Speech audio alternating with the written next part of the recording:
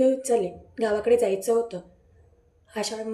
आषाढी असल्यामुळे आणि त्याचप्रमाणे गुरुपौर्णिमासुद्धा होती. तर आखाडीला गावाला गेलो आणि घरी पोचल्या झाडांवर एक नजर टाकलं तर मला फ्रेश वाटतं. इथे बघू शकता झाडं छान बहरली होती.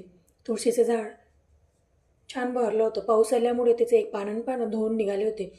बेलाचं झाड आणि शमीचं झाड, हे झाड मी सुरुवातीला मागच्या वेळेस श्रावण महिन्यात त्याची पार्थिव शिवलिंग त्या झाडाखाली केलं होतं. आणि बघू शकता बेलाचं झाड आता श्रावण महिन्यात आहे तर त्याचं महत्त्व हे वेगळंच आहे. पावसामुळे पानं धुवून निघाली होती आणि तेच आणखी छान उठून दिसत होतं. आणि दुसऱ्या रोजी पूर्ण देव क्लीन केले. तुपाचा आणि तेलाचा दिवा लावून घेतला, स्वामीचा अभिषेक करून घेतला आणि गडी साखरेचा प्रसादसुद्धा स्वामींना अर्पण केला. आणि संध्याकाळच्या वेळेस केंद्रात गेलो. हे आहे आमच्या गावातले केंद्र.